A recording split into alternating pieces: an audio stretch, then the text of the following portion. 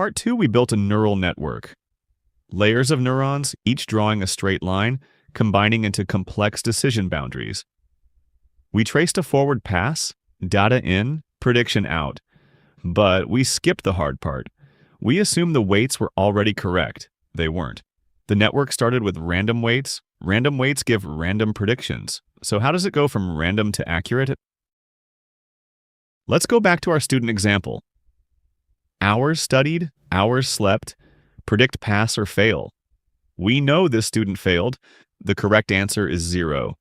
But the network, with random weights, outputs 0.92.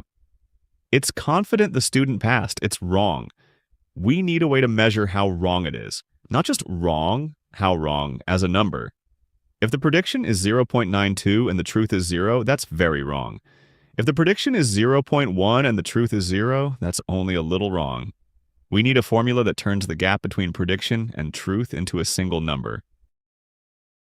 That formula is called a loss function. The simplest one, take the prediction, subtract the truth, and square it. Prediction 0.92, truth 0. Difference is 0.92. Squared, 0.85. That's the loss. One number that says how wrong the network is. Why square it? 2 reasons. Squaring makes all errors positive. A prediction that's too high and one that's too low both produce positive loss. And squaring penalizes big errors more than small ones. Being off by 0.1 costs 0.01. Being off by 0.9 costs 0.81. 81 times worse. The network gets punished hard for confident wrong answers. One student isn't enough. We have 100 students in our training set. The network makes a prediction for each one, and each prediction has a loss. The total loss is the average across all 100. If the network gets most of them right but a few badly wrong, the average is still high because those squared errors dominate. The goal of training is simple. Make this number smaller. Find the weights that minimize the average loss across the whole training set. Low loss means the network's predictions are close to the truth. A loss of 0 would mean it gets every single example exactly right. Here's the problem. A network might have thousands of weights. Each weight can be any number. The total loss depends on all of them. If you change one weight slightly, the loss changes. Change another weight, loss changes differently. Every possible combination of weights produces a different loss value. Imagine we only had 2 weights. We could plot every combination on a surface. The x-axis is weight 1, the y-axis is weight 2, and the height is the loss. Hills are where the loss is high. Valleys are where it's low. Training means finding the lowest valley. This surface is called the loss landscape. With 2 weights, it's a 3D surface you can see.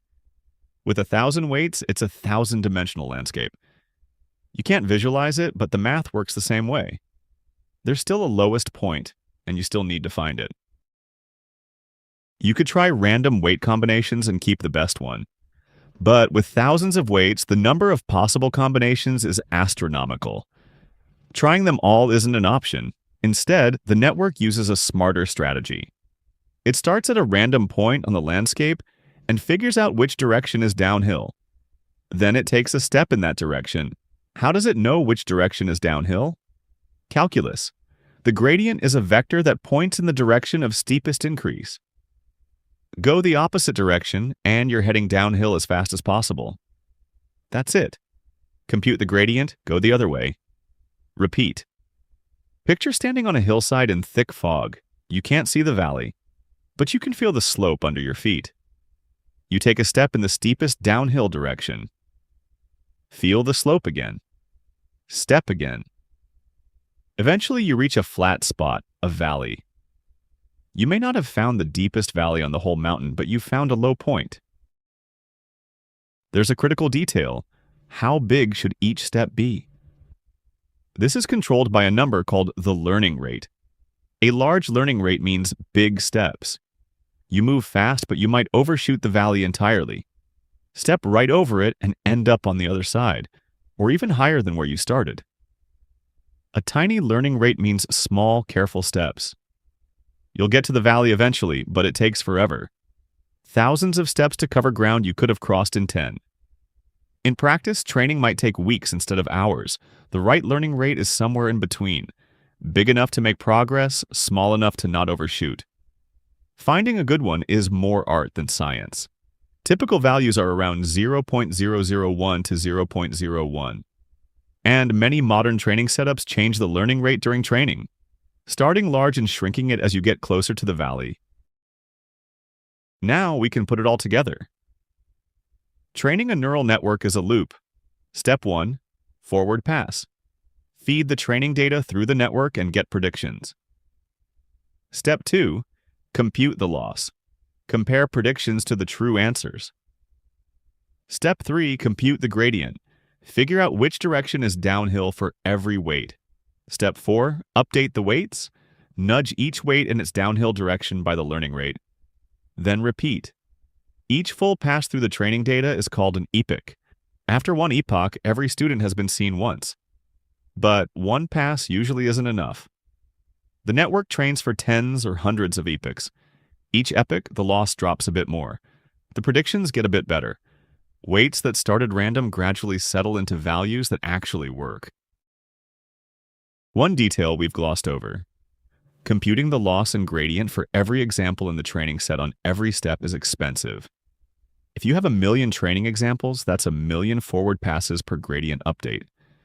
Instead, the network grabs a small random batch, maybe 32 or 64 examples, computes the loss and gradient on just that batch, and updates. Then grabs another batch. This is called stochastic gradient descent, SGD.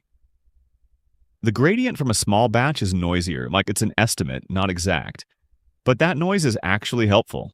It prevents the network from getting stuck in shallow local minima. The random jitter can bump it out of a mediocre valley and into a better one. Most modern AI is trained with some version of SGD. Let's watch it happen. A network with random weights tries to separate our student data. Epoch 1. The decision boundary is a random line. Gets half the students wrong.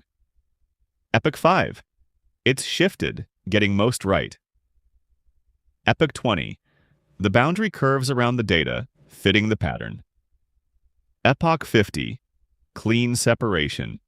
The network went from clueless to accurate just by measuring wrongness and nudging weights downhill. Nobody told it where to draw the line, it found it. That's how neural networks learn. A loss function measures how wrong the predictions are. Gradient descent finds which direction reduces the loss.